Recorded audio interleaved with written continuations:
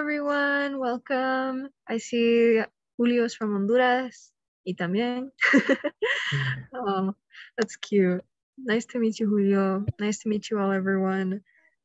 First of all, I'd like to welcome you to our student panel today, developing a support system, particularly in university and beyond. I'd love to welcome you all today. So I'll do a quick introduction. My name is Danielle. I'm one of the University of Chicago summer interns here in Mexico City currently as one of the Education USA Mexico City interns. So I'm really excited to have you all here today, and I'd like to give it to George. Yeah, hi everyone. My name is George, and I'm the other University of Chicago intern at the Education USA Mexico City Center, working from my home in Virginia. And I'm so glad to get to be here with you all today. Thanks, George. So basically, I'll just go over a little bit of the structure for today's panel. Unfortunately, we were expecting another panelist, though we'll be able to work it just between both me and George. So we'd love to have you here to stay with us, just to reflect on what to expect for the student panel. In case this is your first time here at the Education USA Virtual Engagement Series, what is Education USA? It's a global network of advising, specifically through the US State Department's Bureau of Educational and Cultural Affairs. So it's our job to bring you accurate, comprehensive, and current information about the full range of accredited US higher institutions. And in addition, we provide free access to introductory information on US study. So if you ever want to reach out, we highly recommend that you check out our social media and whatnot to truly take advantage of the Education USA resources, especially here in Latin America. So we're very happy to have you all here. So as you guys already know, we have two panelists for today. It's me and George. Unfortunately, the other one couldn't join us, but that's more than okay. And yeah, very excited to have you all here today. How does the panel structure work? Typically, we'll have a question on the board. We'll be expected to answer and take turns, so you guys can get a wide range of responses, particularly if you're interested in how you can make friends in university, how to build your network, and essentially prioritize the social aspects of your university career. Just as academics are important, we also want you to value your social life.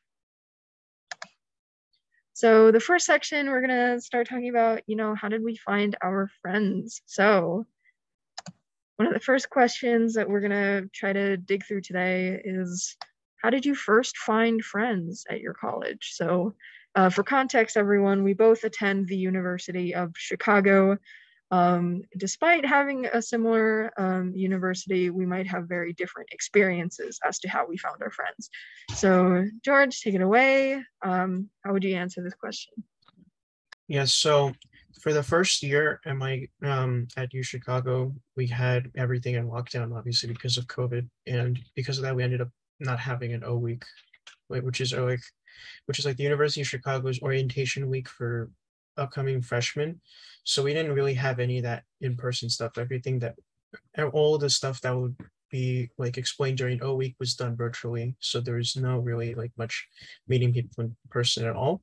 So the main avenue through which I met friends at U Chicago was through like social media, basically. They have Facebook groups for like the class of 2024, my class, for like Odyssey Scholars and Odyssey Scholars, which are like the low income student like program at U Chicago.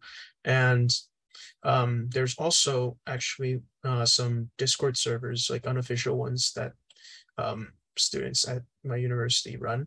But main point here is that like a lot of how I started off like for first year, it happened through social media and like in those like online spaces of U Chicago students. That's how I started off mainly in my first year and such. To expand a little bit on George's response, you guys will probably have to take advantage of those online resources as well. In addition, with COVID regulations changing and also monkeypox arising, we understand that the future of connecting is a little uncertain. Personally, when I was finding people through my college, we were lucky to have some in-person meetings scheduled, particularly through different regions. Especially if you're an international student, I think there's definitely room to have a meetup, let's say for Mexican international students. Obviously, you guys will all be from very different far parts of Mexico, but that is one thing I would definitely recommend for you all, to at least meet people from your same identity or background or location and kind of bond before you guys make it to university. In addition, the university also opened up many pre-orientation programs. George touched on it a little bit. We do have an Odyssey Scholar meetup typically before we meet. However, pre-orientation can also expand depending on your university. At the University of Chicago, we also have a lot of career treks that you can do before you actually show up to university. I participated in one. You basically have either you're paying $1,000 or you're like one of the fortunate people like me that gets financial aid to attend.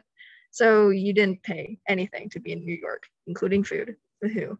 So there's a various like career treks where you can get immersed in various careers right before and meet a bunch of people in this new city you've probably never been in before. In addition, pre-orientation programs can also span to more fun and recreational stuff. In my year, unfortunately, Chicago Explorers is typically like in person, but they had it virtual for my year, so I didn't apply. The only program that was in person for the pre-orientation programs was POP. POP stands for Phoenix Outdoors Program. See, I remember, and it was basically a camping trip. So there's various pre-orientation programs depending on which university you're a part of. If you don't see any activities, maybe suggest it to your admin board.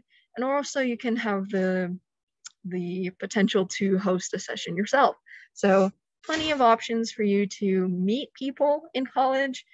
However, most of my friends came from social media or those pre-orientation programs. I highly guarantee that you'll make a great impression if you do these, because I consider myself to be well known in my class, and I think that's one thing that you want to keep in track of. So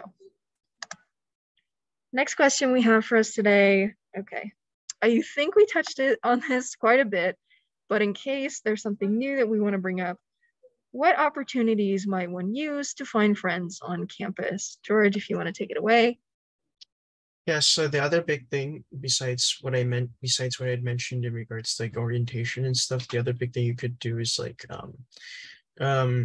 RSOs, like it's like student organizations basically, which you can also think of as like clubs basically. That's also a pretty good avenue to like find like-minded people and, you know, make friends on campus as well, besides the like pre-orientation or orientation meetings like at the start of the year and stuff, because that's the other avenue like avenue through which I made some friends as well.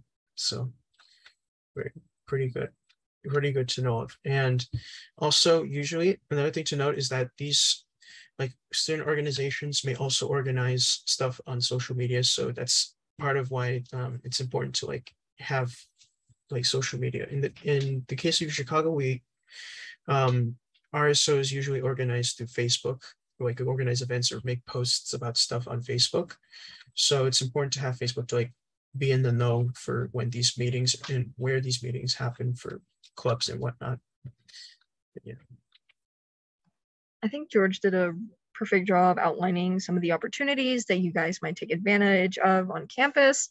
More specifically, what else can I add? I'm trying to think. Discord, I think, is a little underrated, though it's not personally my thing. I uninstalled Discord some years ago. Discord is a pretty popular app for people to meet as well.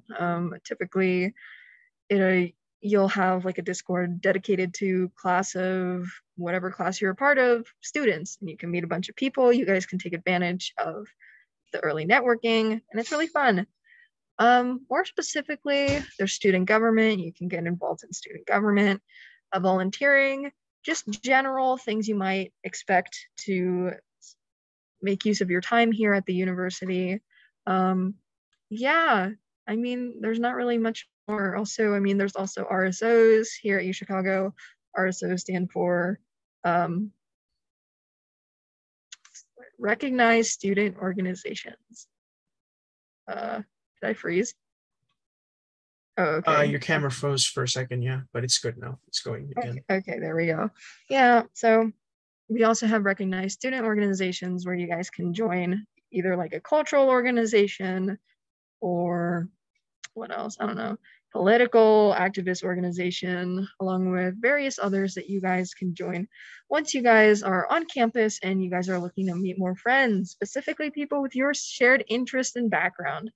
Because as you guys know, that's really important, especially if you're a freshman and you don't really know anyone. So those are some things. George, was there anything like last minute you want to bring up? No, I think that's, you've also covered like the rest of the bases in regard, like, especially if like the volunteering and student government stuff. That's also a good thing to note that I didn't mention. Okay, cool. In that case, we have our favorite part, the advice part. So if you guys are struggling a little bit with making friends, I want you guys to know that it's okay. Okay. You're in an environment where no one knows each other. So you're not you're not behind, but we're going to give you some advice. So the question for us, what advice would you give students in meeting friends at college? So George, if you want to take it away.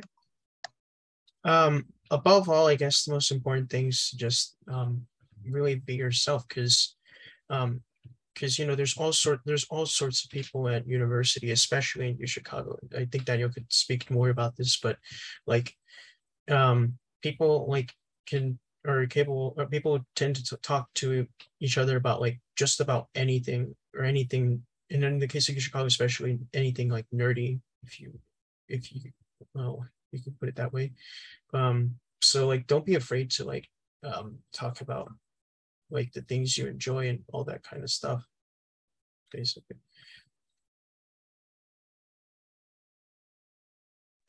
I wanted to address someone's question in the chat just so we have the basis. Someone asked, how can I get the Education USA Opportunity Fund Award, the procedure? So for that, I would highly recommend I take you to this email. More specifically, more information you can ask on the email for the Opportunity Fund Award. I know a few people that have received it, but if you want more specifics on the timeline for the application as well as who's eligible, we highly recommend that you email us here so we can get you started on that process. I hope that helps. Thank you. In addition, right, what advice would I give? Okay, well, I'll be completely honest with you guys. I was actually having this struggle this summer, right? It's like a real reevaluation of my friend group. So I'll be honest with you guys, socially, professionally, regardless of how you're meeting your friends, it can be very exhausting, especially if you feel as though you have to keep up an appearance. And that's a big thing at UChicago. I think a lot of people don't realize that, but a lot of people are trying to put up a face of like intellectualism, or they're trying to seem smart, or they're trying to seem more popular than they really are, especially in my class. Like, I don't know if we're just like changing the UChicago culture. I feel like a lot of people in my class are like the popular kids in high school, which is a little shocking. But I'm telling you guys here, when you meet someone just in general, right? You need to know what you're looking for. Are you looking for someone who's like really similar to your interests? Are you looking for someone who can hold a good conversation? Are you looking for someone who can get really personal with you, or are you fine with just keeping those boundaries away? These are things that you're probably going to be asking yourself when you're in university. So when you're in these friend groups, when you're in these group chats, or you're going to these events, I think it's really good to be mindful of your boundaries as well as what you're looking for in a friendship, because a lot of people have very different wavelengths in terms of how they want to be close to you, just like you have different wavelengths of how you want to be close to them. So I definitely recommend that you guys do some introspection, really think about what you bring to people's friendships and what you want out of a friendship. And it makes your process of meeting friends a lot easier because it just flows naturally. And you'll find those people that you can really actually confide in, and not just the friends that you'll be talking about, I don't know, Hegel philosophy with on a rare occasion, right? So you guys make those decisions when you guys are in college. Okay, I'm just checking the chat. Okay, no worries at all. Anyways, that's my like personal advice. Allocate your time for people that do want to meet you where you at in terms of friendship. Don't waste too much time dedicating like all this effort into trying to be someone else's friend and they're not reciprocating, because it really does hurt. And that was my problem this summer. But you guys are great people. I wish you guys the best of luck with making friends in college, which is a perfect transition to the other aspect of forming a support system. So my favorite. Oh my gosh. I have so many people ask me about professional networking. So you guys get to learn a little bit more about how we professionally network, which is a little different than the personal social aspect. This is more, yes, we got to put up a little bit of a face. We got to advocate for what we're looking for. So asking you, George, once more, how have you professionally networked before? The main way is, well, I've been starting to slowly work on a LinkedIn page where I'm going to be focus like getting to professionally network some more. But besides that, it's the only real kind of networking I've done thus far is through like my internship right now at Education USA, I will say. But yeah, I think Danielle, you could probably speak more in this regard. So yeah. Also, I think your camera froze. Okay, there you go. It's back again. Yeah, okay. I don't know. The Wi-Fi's a little iffy today at the library. That's okay. Actually, I was gonna ask you to maybe expand on like your application process for Education USA, because I'm sure you have like some sort of basis on what you needed to do to apply, as well as, you know, like interviews and stuff. So maybe expand more on that. Yeah, so the main way that I did that I got to apply for like Education USA and work with them is like I use one of the resources that are offered to like I believe Odyssey Scholars, where you can get matched with an internship, and by submitting a resume and answering some questions, and with that I was given like a chance to interview with the Education USA Mexico City Center, which I did, and now here we are. And I can probably expand a little bit on the interview if needed, but that's how I got started.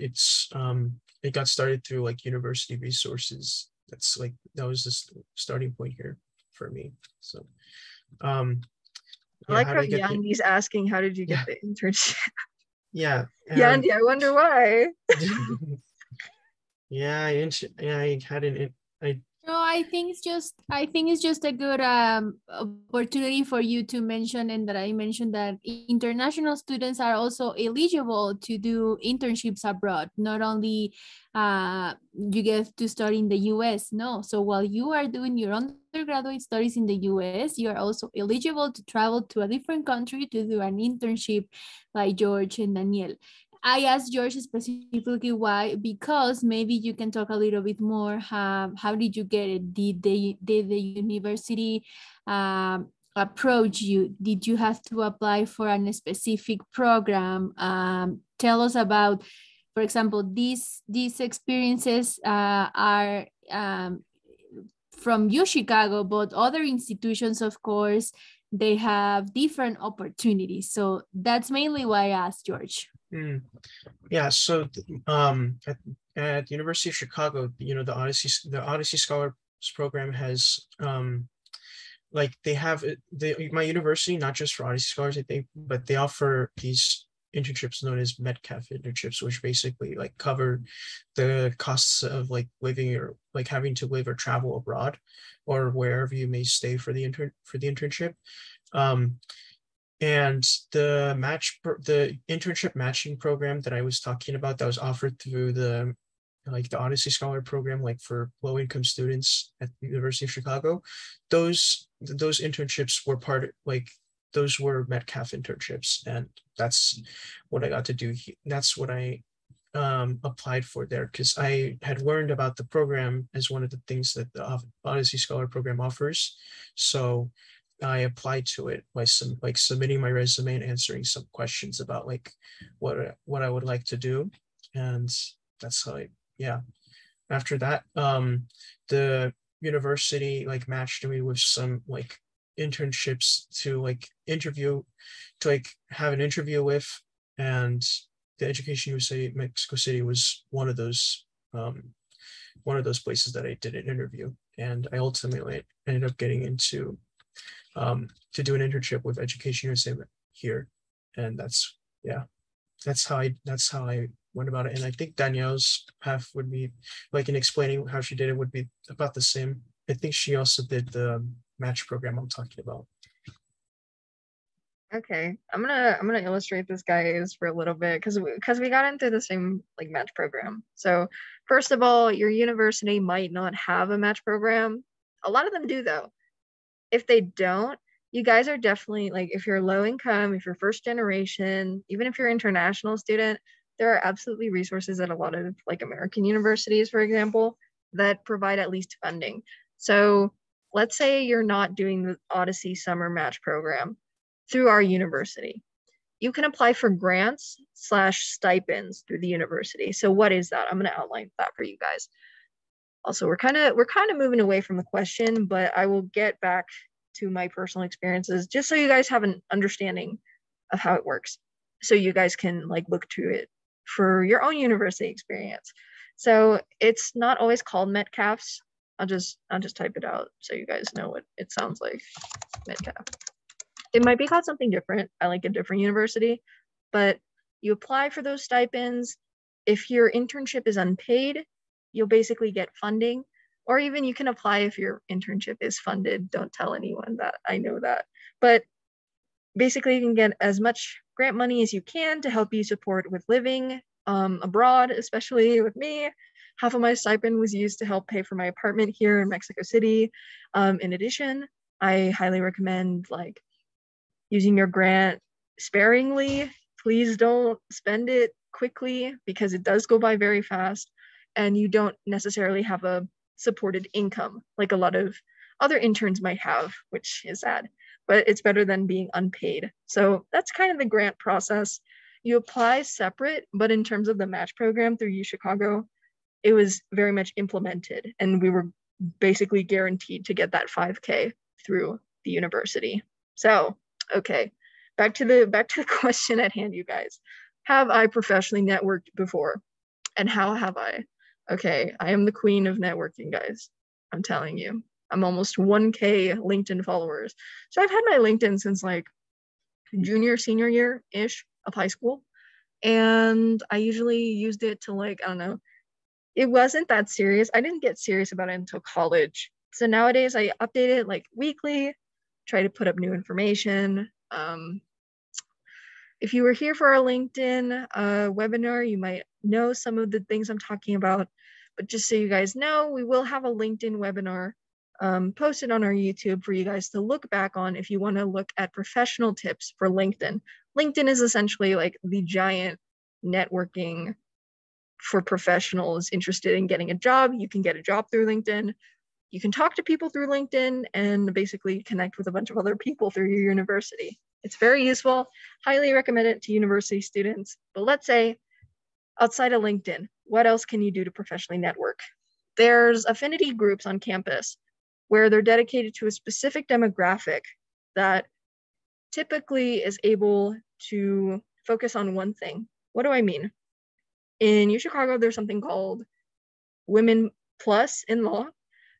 As you can kind of tell from the name, it's for women, women identifying, non-binary, to join, basically to talk about law because they're interested in law. Same with cultural, sort of organizations. That's still networking. How else have I networked? Talking to people Also, for networking resources, your university should provide a free like career center or advising center on how to make a resume, how do you create, I don't know, how do you create a CV, how do you edit it, like they'll provide editing and all that fun stuff. So if you guys are interested, right, make sure you guys look to your university's advising center to get feedback on your resume. Maybe you need a template for your resume, you don't know where to get started. Absolutely recommend this if you're looking to professionally network but don't really know how to start. What else? Professional networking, you guys might not imagine this. It's also joining like just general organizations tailored to your interests, as well as just sometimes you can just look up things you're interested in and you might find yourself in a group that you never imagined, or you might find an organization you might not like, or you never realized you'd like. So these are a multitude of things that I've done to professionally network.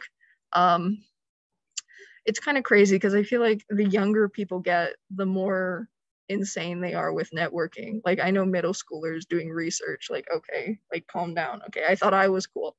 In terms of like my personal Education USA like application journey, once again, very similar to George, I had a resume. I used the advising center to look at my resume, make any adjustments. I had a cute purple pastel resume once, and then they edited it because the jobs I was applying for was like serious law stuff, and they're like, you can't have the pink purple pastel flowers. I'm like, oh, okay. So boring resume, but they'll help you with that. So I sent it. Eventually I got a bunch of matches. I was actually going to ask George, so how many times did you do the match program? Because how it works is there's actually like different cycles. I believe I applied sometime. I think I applied in like the winter, and that's the only time I've done the match program actually. But Okay. yeah, I'm like I didn't actually get around to doing it first year, but first year is also like a bit of a mess for me in regards to like managing things. But I've gotten better since then. So yeah. Also, there's a question that I think you could like No, address. yeah, I do see your questions, guys. I'm just trying to get this question out of the way, and then we'll get to the questions. And then there's also a dedicated Q&A session at the end. So if by any chance you guys don't have your questions answered, I'm not ignoring you. I'm simply just trying to get through the bulk of each topic before jumping between different ones. I just don't want you guys confused. I was more so referring to the like seasonal, like, because you can actually apply for different seasons. So I applied for fall and both winter like cycles, and I got matched in my second winter cycle. So you guys are probably like, oh my gosh, like I'm not gonna get these jobs. I did not get a lot of different jobs. I turned down a lot of different offers before Education USA, and that's okay. That's normal. So if you guys are looking to expand your professional network, just know that rejection happens and you move on. You find something better. You find Education USA because it's the best internship. JK. Actually, not JK. Anyways, so before I move on, I do acknowledge your questions, guys. So we're gonna go to Yendi's original question since it was about friendships, right? So I'm actually gonna go back a few slides so we can kind of get on track with friends. Okay. So Yendi asks, what are some ways or activities in college that we can do, make friends and meet other students / people? I think we can answer this question on personal experience of what we've used. So George, what are some groups or activities you're involved with on campus in order, where'd you meet your friends? The main places I went were some meetings of like the board game art. So that's at UChicago, and also there's a growing like there's also like a growing like online space right now for like LGBTQ students at UChicago that are trying to form an RSO, but it'll be formed probably by my senior year. Like, yeah, but it's like a community of, it's like a online space for like LGBTQ like students. That's basically like an RSO, but it's not formally one yet. Thanks, George. For me, what do I do in my university? Okay, I'm president of Indigenous Students Association. Hint, hint, wink, wink. George, if you wanna come to our meeting in October, please do. But basically, it's self-employed. It's Indigenous students, and we do cultural events. It's kind of shocking. Chicago didn't have one, which is weird, but now we do. So yay. What else do I do? Organization of Latin American students, Kababayang Club. It's for all the Filipinos. Cultural stuff. I'm even in African and Caribbean Students Association. As a subgroup of that, I'm also like one of the social media handlers for like the Ankara Magic, and it's basically like an Afro dance group on campus. I do dance occasionally. I love dancing, but I'm more of the social media behind the scenes kind of marketing person. So I've met so many different kinds of people through cultural organizations. It's okay to be in an organization that you might not culturally like fully identify with. In my case, it's kind of weird because I'm mixed. So I kind of fit everywhere. But other than that, you guys can also do, what else do I do like for fun? I don't even do stuff for fun. That's sad. No, I'm kidding. Sports. I might join cheer. You guys can do cheer or like sports. At UChicago, they're not like that intense. So you guys can balance like school and athletics pretty well. And you meet a lot of cute people. They're mostly like popular kids, but like people. And then what else do I do?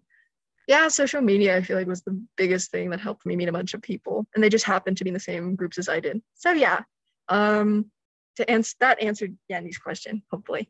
I'm gonna go to Miguel's next question.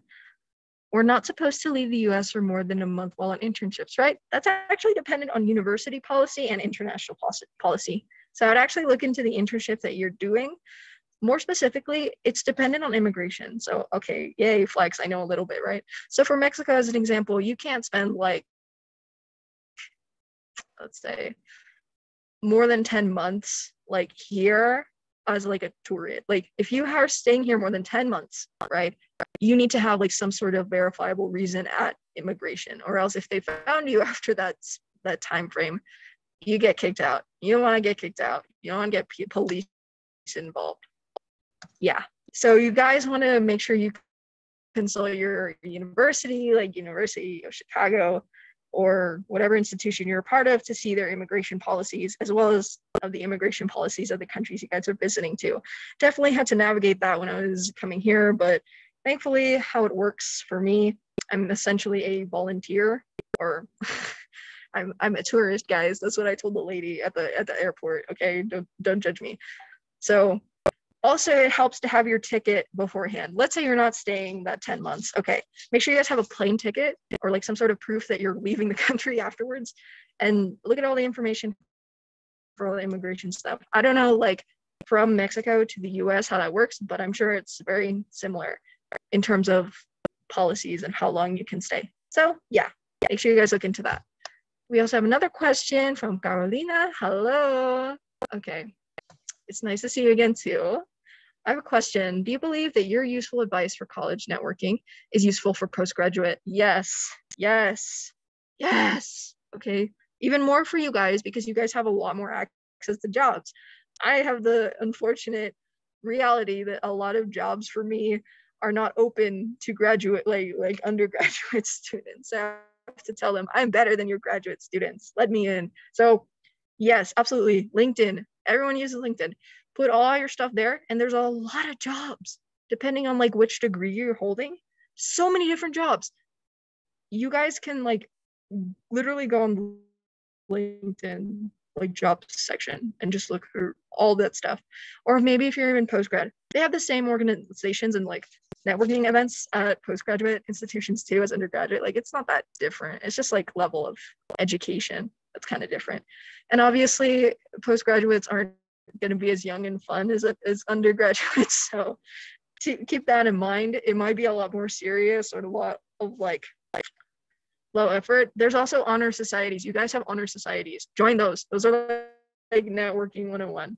So I highly recommend that. For postgraduate students, don't ask me how I know this as an undergraduate. I spend too much time online looking at this stuff, but I hope that helps.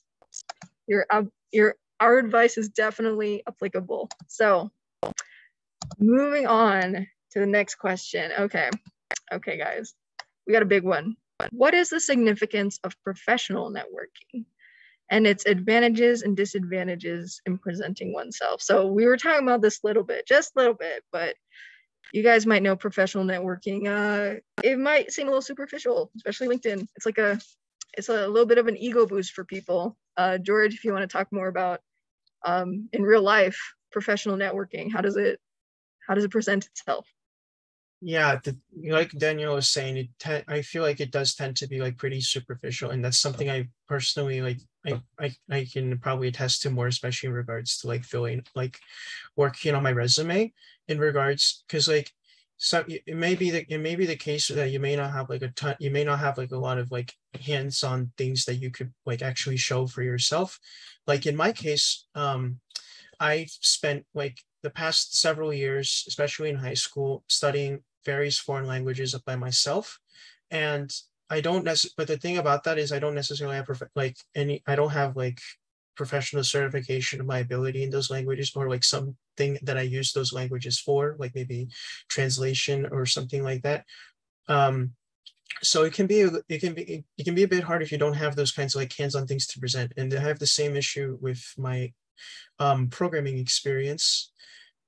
So that's something I'm trying to work on, but it is definitely like something that can be like a bit difficult to navigate if you're trying to like professionally network. And when it comes to things like LinkedIn, it might be I feel like in my case it'll probably be like a bit more difficult to like I guess promote myself in a way, since I don't really have as much of those like concrete achievements that I could show and everything. But I'm trying. That's at least the disadvantage I'm seeing from in my personal experience, because like it's hard to, because like in LinkedIn it's mainly showing like those concrete achievements. It's not like you can readily talk as much about like things you've done that they don't have concrete results necessarily, like personal interests, like that sort of thing. I guess maybe Danielle could expand on it more, since she's had a lot more experience with LinkedIn. Oh my gosh, shut up. No, okay, I agree. Okay, I don't even like LinkedIn. Okay, guys, I'm doing it because it does help with letting people know, but I don't like it because it's like people sending like 20 million paragraphs of like, hello, everyone, I recently received this new prestige. It's just like, just get to the point. Some people just share like the stupidest things on it too. So like keep that in mind when you guys use LinkedIn. And also, okay, in real life, you guys, it can be really superficial too. Like welcome to networking, like Greek life with, I'm not even in Greek life and I know it's superficial. It's like a bunch of people trying to put out like this image of themselves, and they want to look cute and they want to look like, oh my gosh, I know I have my life on track. Dude, no, you don't. A lot of you are insecure, and a lot of people like have that on full display in their mind as they're like trying to convince you, I am the most perfect applicant. So obviously the way we view like professional networking respect to like how our society values, you know, go-getters and entrepreneur creativity, whatever, like, is it worth it? Do you want to go to like extreme lengths with your networking, or do you want to keep it at a steady pace to where you can manage your network, your reputation within that network? Like okay, this is why I don't bully George for not having LinkedIn, because I don't want a LinkedIn, but I have to have it. It's like you'd much rather like have your skills, okay, and keep it within the local sphere of what work you want to do. If you're a computer scientist and you're a software engineer, whatever, you don't need to network to like I don't know, like a history museum if you don't want to work at a history museum. I mean, George would probably want to work at a history museum. I don't want to work at a history museum. Maybe I'm like coding a new like exhibit, whatever. But you don't need that. But LinkedIn is like all this information. Same with like in real life. There's all these different organizations you can join. Only care about the ones that you know. Like if you know what your job is or what you want to do, keep it to that. So the biggest advantage, right? You have leverage over that. That's a big advantage. Some people just like don't have the resources that we do. disadvantage is when you do have those resources is very superficial, and it can be very exhausting trying to put yourself in these different spaces that you might not feel like you belong. Like, oh my gosh, okay, big flex time. I was in a research program in high school and I met Elon Musk's son. Okay, that's like big imposter syndrome. And he's like way younger than me too. I was like 16 at the time. He's like 14. He's like, I recently published this material science paper. I'm like, okay, calm down, dude.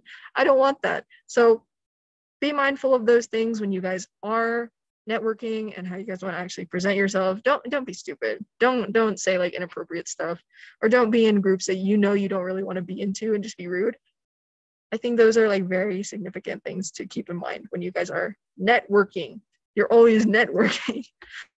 Also talk to professors, but actually this might go to the next question. So also Yandy asks, George, what do you think of the advice we've given to it, students?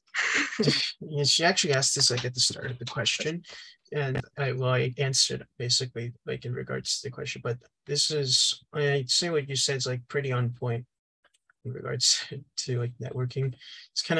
It's a bit whack to put it simply, but it's something that it should be done regardless to at least some extent, because as whack as it may be, it's still very, very helpful in like advancing one's career and such. But it's not something you should like put so much emphasis on that like you completely like stop presenting like who you really are in some sense, or like getting away from like what you're trying to be and everything. Also, I think your camera froze again. Oh my gosh.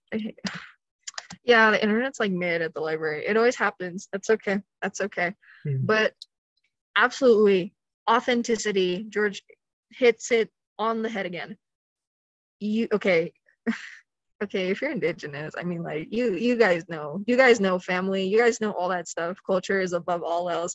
We don't have to worry about that, because I've never had this problem where I feel like I'm betraying my values. Okay, but for a lot of other people, right, the culture might not be like as strongly for them, or like their identity, whatever. It's like, I don't care, I'll give it all up, and then they sell out.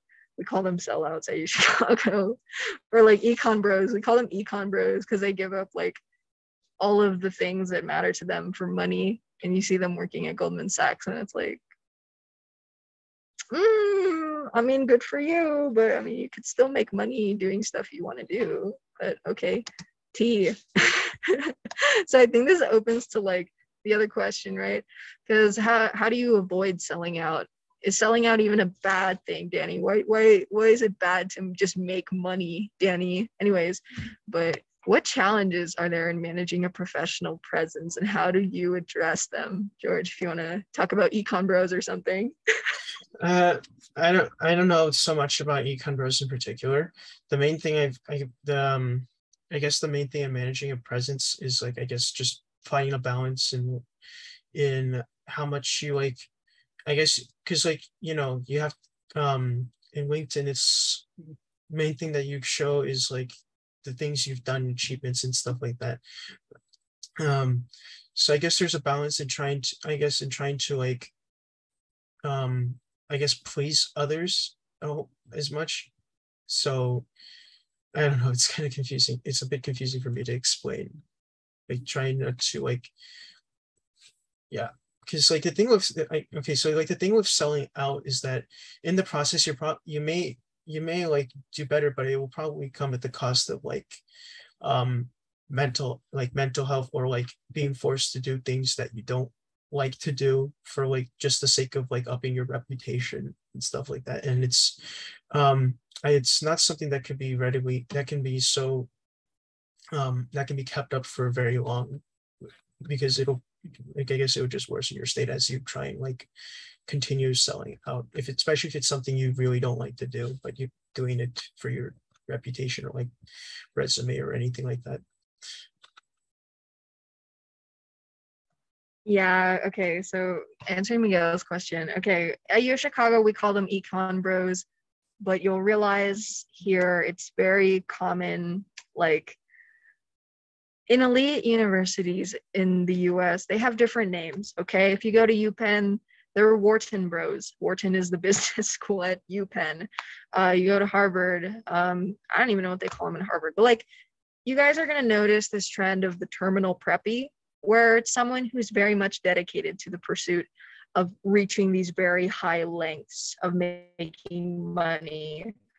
So here at UChicago, we call them econ bros. They're basically your hardcore corporate business people. Like they're not even like the kind of people that do business and they're like, I want to, help analyze different, business strategies for like developing nations. Danielle, your connection's cutting out right now. Like, yeah, you're even that. Okay, they're like, your connection's cutting out, Danielle. I want to make money. Can you guys hear me? No, I heard you say that. Okay. Yeah, I don't. Oh my god. Yeah, I guess it's always okay. I did turn off my video and then I turned it back on. Okay, you know what? It's fine. It's fine. Okay, yeah, we're back. A little bit. Yeah, it's showing now. Until BFL Wi-Fi screws me again. That's okay. So how do you? I think I should generally advise you to avoid being an econ bro because I feel like you'll still be comfortable if you're pursuing other options in your career path without giving up any sorts of morality or standards that you ever had. But here's the thing, I'm telling you this now, someone else is still going to jump on the bandwagon because, oh, no one else is taking up Goldman Sachs. Okay, fine. But the challenge with that about like selling out or whatever, I think you have to really be good at looking within yourself and seeing what you want to put out professionally, right? Because as George says, if you're Goldman Sachs guy, okay, you're not gonna, some people don't hold on to that. A lot of people are actually good people. So a lot of the professional presence you put out, if you're not genuine, if you're not authentic, it crumbles. And you can tell. I see right past people in terms of like if they're really true in their professional presence as opposed to like their real life. So I highly, yeah, Miguel. So it's basically people super hyper focused on making money. So they go to the biggest corporations. That's basically what we mean by selling out. Selling out is like, let's say at first when you started college, you wanted to major in, I don't know, what's unconventional? History, okay? History has a bad reputation because it's like, oh, you don't make money. Okay.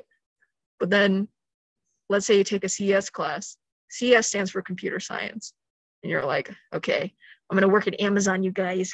Let's do this. And then you quote sell out and you go to Silicon Valley and you work in yes, thank you, Hui. It's like Americans versus the rest of the world. I feel like it's like we're so focused on like making money and like individualism. I'm American, let's go. I'm Silicon Valley business. Yes. So okay, I'm not saying that's George because obviously I know George is like linguistics too. Okay, he gets it. He does. I don't think you're a Silicon Valley kind of guy. But even if you were, right, I can guarantee that there's like more ethical approaches, even in Amazon, to working. But you have to be mindful of like all these different like cultures and your personal identity and the culture of the country you're in with your values. And me personally, right, I'm an anthropology and comparative human development major, but like, come on, guys. Like, I'm not going to be stuck with no job. There's a lot of value in the things you learn from that. And I'm also not going to give up my culture and my values. And I'm prepared for that. And I'm fine with that. So I think those are like some challenges you're going to come across when you guys are professionally networking and you're going to meet the econ bros. But like, you're always going to have to find that balance between looking out for yourself, but also pushing towards a change that's greater for not just you, but other people. George, if you want to add anything. No, I guess I was just going to expand a bit like in my regards to what I'm doing, because like my linguist is like my biggest interest, but at the same time, I also am very fond of programming, although I haven't gotten to like create like things to show for it at the moment, which I'm working on. Because ultimately, the thing I want to get to do is like work on preservation resources for like endangered languages, because that's something that speaks to home since my family Oh my speaks gosh. Quechua, and that's kind of it's slowly dying in the younger generation. So I would like to help create resources for it in any other language that I could help out on. George, you're literally me. I literally wrote about Blanca in my college application essay. See, okay, this is George and I do vibe. Okay, it's like we get it. Okay, we're doing all these different subjects and stuff, whatever, but it's with a common goal, and that's indigenous languages. For me, it's Lenca.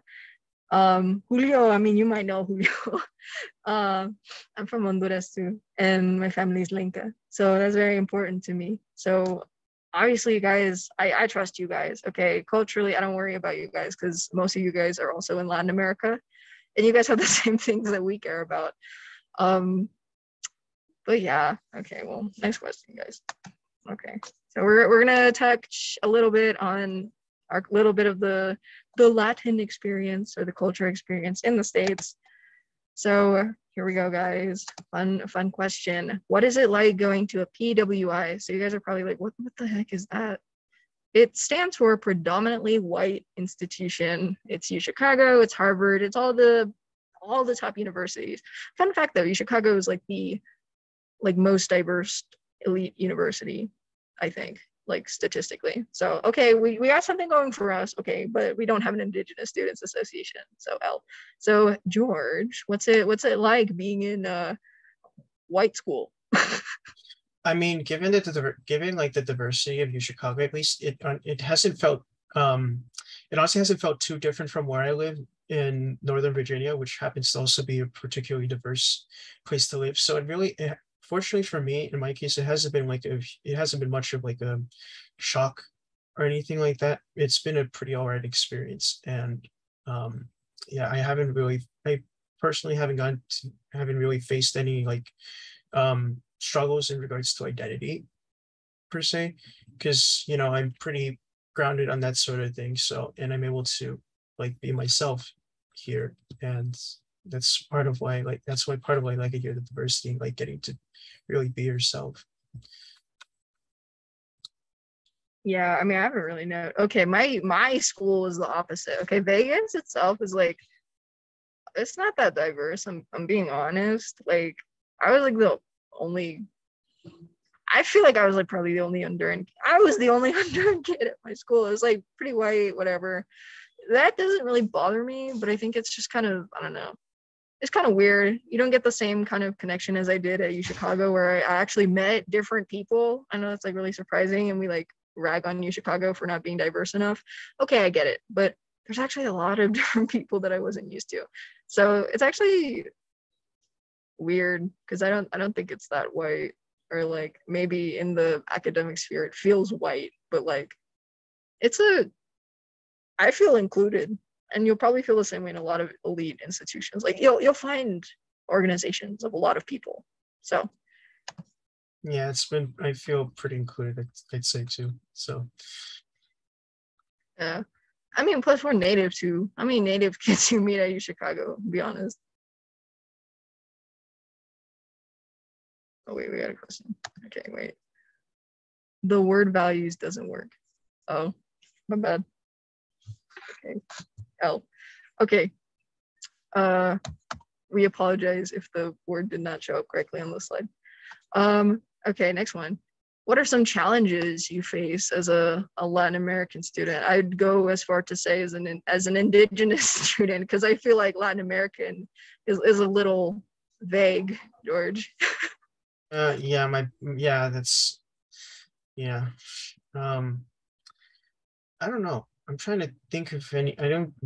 I don't know. I think you could try and expand on it first here.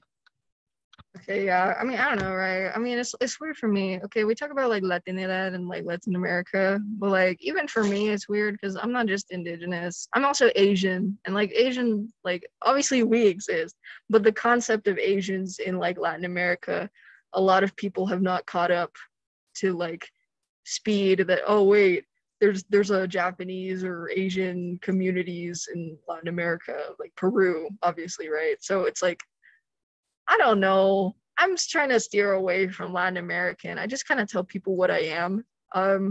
The biggest challenge is just like explaining to people what I am, because I feel like a lot of people are like, oh, are you Latina? They have like some conception of who you are, and I'm like, I don't know if I'm what you're thinking of, but I mean, close enough. It's a close enough umbrella term that I don't feel offended that I identify with.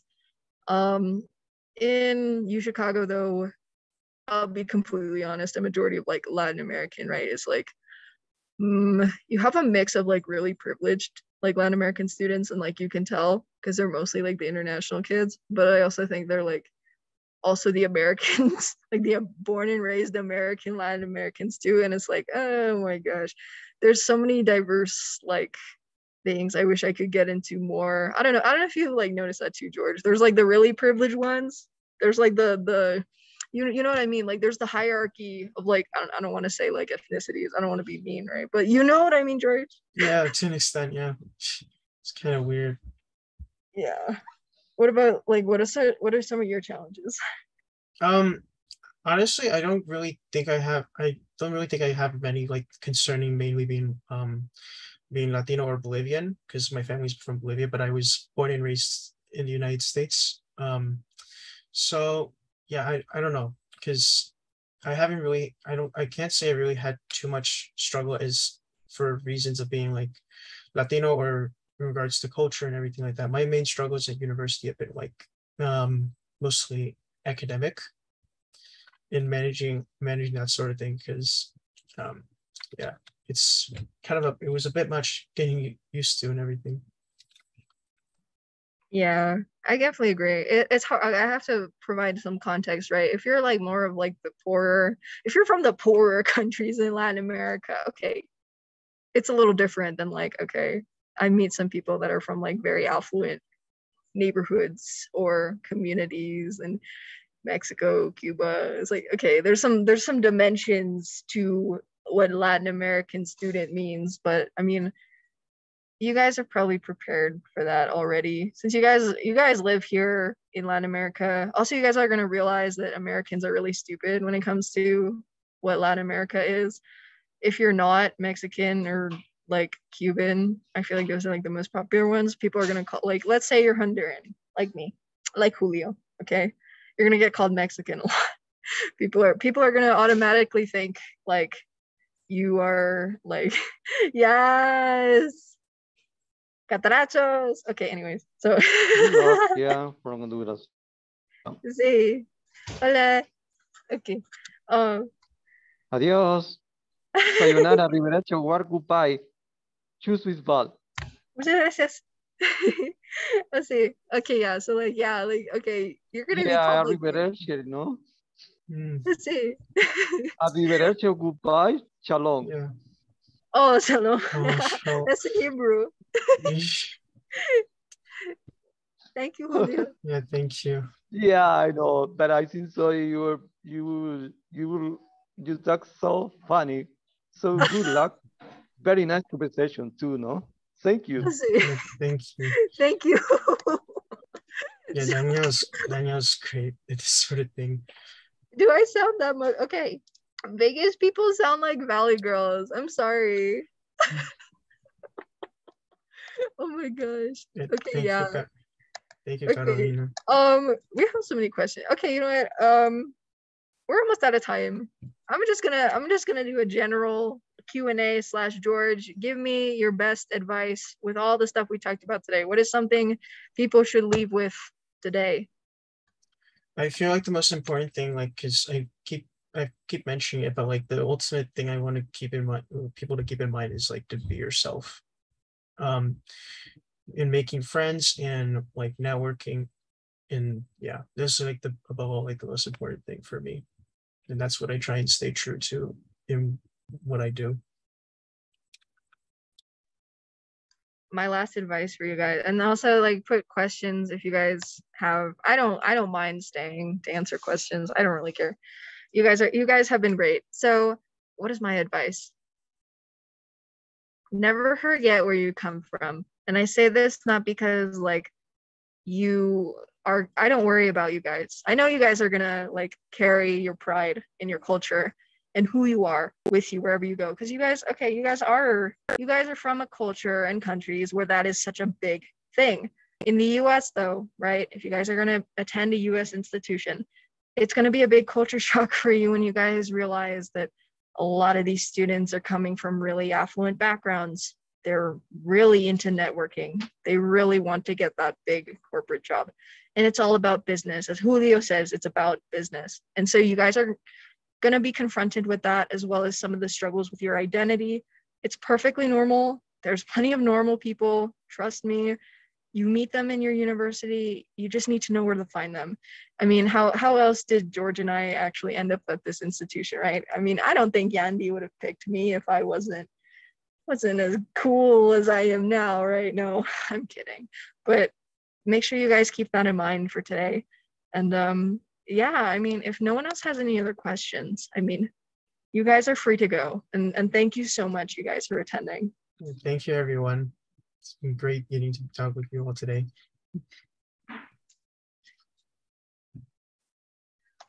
I hope you guys got something out of it.